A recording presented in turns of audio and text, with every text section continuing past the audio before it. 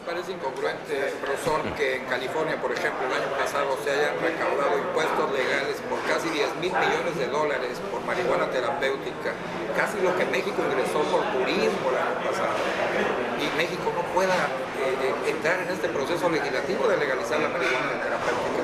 Sí, de hecho, desde mi punto de vista debe de impulsarse, desde el punto de vista terapéutico. Yo ahí no tendré ningún problema, pero pues México tiene muchos problemas, no es el único. No, no es el único. La verdad que si nos vamos al otro extremo, por ejemplo con el petróleo, México está dejando de percibir mucho recurso económico que pudiera utilizarse para que haya mejor desarrollo y crecimiento en nuestro país. Sin embargo, esto no se hace por ideales o por dársela contra los propios partidos políticos. Yo no concibo que aquí en México algunas ideas que tienen los partidos políticos estén por encima del crecimiento y del bienestar del país. Yo no concibo eso. Hay tantas cosas que hay que destrabar y entre ellos lo que usted comenta. Ahí está una comparación muy importante con cifras que es contundente. Y desde el punto de vista terapéutico, debiera de liberarse esta situación. Y el tercer tema, que también es muy amplio, es el de la desigualdad. Creo que es el mayor problema de este país, más que cualquier otro, la desigualdad. ¿Y cuál sería su agenda, profesor, en este asunto de la desigualdad? ¿Cómo poder equilibrar las oportunidades de nuestros niños y jóvenes en todo el país? Que no existan estas grandes brechas entre el que tiene y el que no tiene, pues en materia de educación, salud, etcétera. ¿Cuál sería esa agenda para tratar de reducir esta gran desigualdad que es, creo, la cuna de todos nuestros problemas? Bueno, el mejor igualador social es la educación. Sin duda. Eso es algo que tenemos que instrumentar y para mí, para poder que la gente aproveche la educación, tenemos que fortalecer la educación pública. ¿No? Nunca más en México debiera darse el hecho de que educación pública sea sinónimo de mala calidad. De tal manera que hay que fortalecer la educación pública. ¿Por qué? Si ustedes ven las estadísticas del año 2008 al 2010, crecimos el número de pobres. Aunque no crecimos en pobreza extrema, eso hay que darle ese beneficio al presidente Felipe Calderón Hinojosa, pero pasamos de 48 a 52 millones de pobres. Y la única esperanza que tiene toda esa gente de poder escalar socialmente y aprovechar de mejor manera las oportunidades que se van a presentar en la vida es mediante la educación. Y no lo van a hacer en escuelas privadas, que yo respeto mucho también. Lo tienen que hacer en escuelas públicas porque no tienen dinero para las colegiaturas. De tal manera que esto lo tenemos que fortalecer. Y por otro lado, tenemos que buscar que haya más crecimiento aquí en México, generar más empleos. Pero un crecimiento que genere más empleos y genere riqueza, pero siempre y cuando esa riqueza no se concentre en tan pocas manos. ¿De qué nos sirve a nosotros tener el récord del mundo donde tenemos el hombre más rico del mundo, cuando tenemos tanta pobreza en México y tanta desigualdad? Si nosotros vemos el 10% de los hogares más pobres de México, su ingreso no va más allá del 2% del ingreso total de los hogares. Pero si nos vamos al otro extremo, el 10% de los hogares más ricos, vamos a encontrar que arriba del 40% se concentra en ese 10%. De ese tamaño es la desigualdad que hay en México y no hay de otra, más que haya más crecimiento. Nosotros estamos aquí en Sinaloa. Sinaloa se están generando alrededor de 7,000 empleos al año, pero la cantidad de gentes que se están integrando a la población económicamente activa son más de 15,000. Si nos vamos a nivel de México, se están generando 500, 600,000 empleos cuando bien nos va, pero más de 1 millón de mexicanos se está integrando a la población económicamente activa. De tal manera que vuelvo de nueva cuenta a lo que se tiene que hacer. Tienen que ser reformas de tipo integral, no únicamente la hacendaria fiscal, no únicamente la energética, no únicamente la educativa, no únicamente la laboral. Esto es integral. Si se hace una aislada, no va a funcionar. Estamos como cuando nuestros legisladores descubrieron que México había pasado al primer lugar en obesidad infantil y se asustaron. Y de repente ellos legislaron que todos los días en México, en las escuelas, se tenía que hacer activación física media hora para los niños y que además debería de desaparecer la alimentación chatarra, sobre todo en las escuelitas escolares. Y cuando se dieron cuenta que la comida chatarra genera ingresos por más de 50,000 millones de pesos, porque como que le metieron reversa.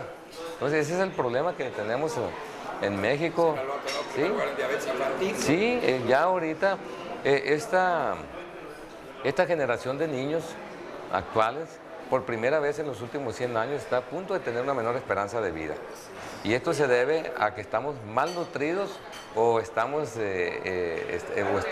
con sobrepeso o hay obesidad en los niños. Entonces en los niños va a empezar a aparecer lo que usted dice, la obesidad, va a empezar a aparecer diabetes de manera temprana, problemas cardiovasculares de manera temprana.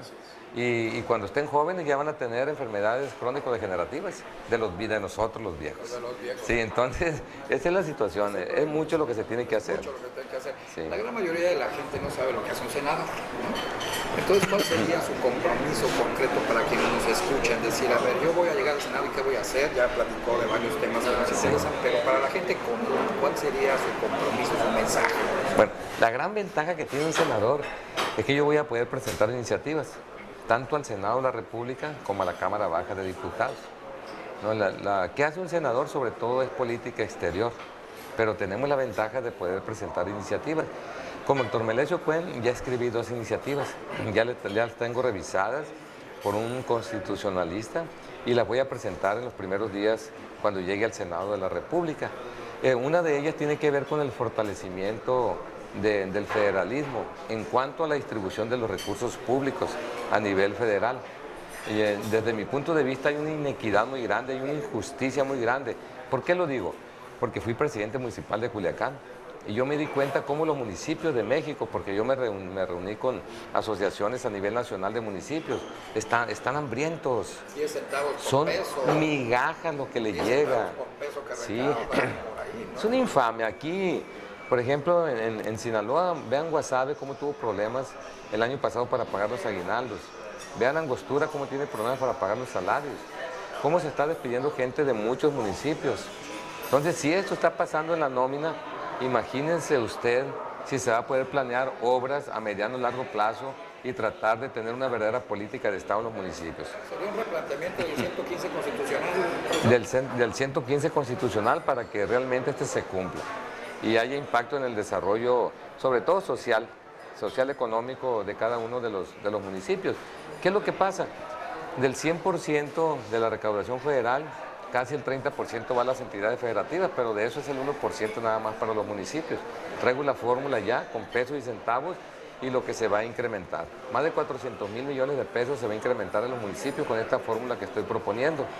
Y la idea es que esta la retomen los candidatos a la presidencia de la República, que se comprometan ellos, porque son los primeros que van a decir que no, porque les va a quitar poder. Pero nosotros nos tenemos que poner a la par de otros países del mundo donde su sistema federalista está fortalecido, como Alemania, Estados Unidos, Canadá, Suiza, entre otros países. Entonces esa es una iniciativa que ya traigo. Otra iniciativa tiene que ver con algo que aprendí en el cabildeo, porque durante 4 años como rector trajimos recursos económicos para la universidad, cabildeando en el marco del presupuesto de egreso de la federación. Y yo me di cuenta cómo se aprueba todo allá en México, cómo está el toma y daca, cómo se deja hasta el último minuto y a veces hasta el reloj parlamentario se para. Y en el toma y daca, tanto para Oaxaca, no, mejor tanto para Sinaloa, no hay planeación. Y esto es muy delicado. Cuando no planeas un recurso económico tan importante, no tiene el impacto social que debiera de tener. Entonces los países desarrollados, este presupuesto lo están planeando durante todo el año. Y aquí, en un mes, prácticamente a bajo ritmo, a un ritmo bajo, y posteriormente se intensifica y hasta el último minuto la negociación entre las fracciones parlamentarias. Esto no debe de darse más aquí en México. Y para ello propongo que el Senado de la República no únicamente discuta y apruebe la ley de ingresos, sino que discuta también y apruebe lo que es el presupuesto, lo que es el gasto, para que esto se planee de una mejor manera e impacte en cada uno de los rincones de México, así de sencillo. Entonces es parte del fortalecimiento del Senado de la República. Ya traigo propuestas y desde luego que las otras propuestas, pues yo no pudiera colgarme esa medalla porque en la congeladora de la Cámara Baja de Diputados pues ya está la reforma política que está a punto de discutirse, está la reforma hacendaria fiscal. Hay que recordar que en 1999 Zedillo Ponce de León propuso la reforma fiscal, no lo dejó el PAN, después cuando gana Fox en el 2003 lo propone y no lo dejó el PRI, por eso estamos en México como estamos. Esa es la realidad. Ese es el punto neurálgico del por qué México no avanza. Si nosotros permitimos que haya reformas de gran calado, el presidente de la República se va a lucir y en la próxima coyuntura electoral no lo vamos a poder tumbar. Entonces, cuando él está abajo y sube el otro, este no lo deja tampoco. Es el mismo pensamiento. Ese es el problema de los cangrejos mexicanos, pues. Parece que sus dos propuestas van en el tema que platicamos de la desigualdad, cosa con Definitivamente. Eso federalista, ¿no? te da pauta para lo otro, pero repito, yo me he dado cuenta de familias enteras muy pobres porque he andado por los ejidos, por los campos pesqueros, por la sierra, y la diferencia que tiene en cómo viven sus padres y cómo viven sus hijos es que sus hijos estudiaron y tienen una carrera profesional. Eso es fundamental. Profesor, pues por ese primer encuentro creo que son temas muy extensos, ¿no? Ojalá sí, muy extensos. Nos vamos a volver a ver en otro Cuando próximo, guste. por aquí por Mazatlán. Pues muchísimas gracias. Qué interesante desarrollar cada uno de estos temas. Qué interesante desarrollar, por ejemplo, la reforma energética que necesita México. Tenemos el otro tema de la participación ciudadana que está también ahorita fundamental. La sustentabilidad. Es fundamental todo esto, ¿no? Hay tantos temas que hay que abordar y que en la plataforma electoral que traemos en este momento, la verdad que no hay tema que no hayamos tocado. Temas importantes para la ciudadanía. Y aquí mi compromiso es así de sencillo. Yo nunca he estado afiliado a ningún partido político. Yo voy al Senado de la República para defender los intereses de la gente.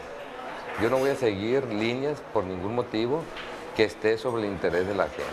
Y este es un compromiso que hago, así lo hice como rector de la universidad, así lo hice como presidente municipal de Culiacán. Los hechos y los resultados allí están, y dice la Biblia que el que es fiel en lo poco es fiel en lo mucho. Si allá lo hice, lo voy a hacer también aquí en el Senado de la República. ¿Podemos tomarlo como una candidatura ciudadana, evidentemente, profesor? Sí, independiente, ciudadana, en donde yo agradezco mucho al Partido Nueva Alianza que me dé esta oportunidad. Pero son valores entendidos. El Partido Nueva Alianza ha abierto sus puertas a muchos ciudadanos que inclusive no estamos afiliados a ningún partido político. Y esto es importante, por lo que decía hace un rato. Si ustedes se fijan, el hecho de que en este momento haya un candidato ciudadano está forzando a que haya más calidad en la competencia. Yo estoy forzando a que los opositores tengan propuestas reales, que pongan las propuestas sobre la mesa y haya un debate propositivo. Y que nos comprometamos al final de cuentas, después del debate, ya que me convenzan a mí de sus propuestas y que yo los convenza a ellos, que quien gane las impulse. Pues muchas gracias, profesor. Nos vemos en la próxima ocasión. Muchísimas gracias por esta oportunidad.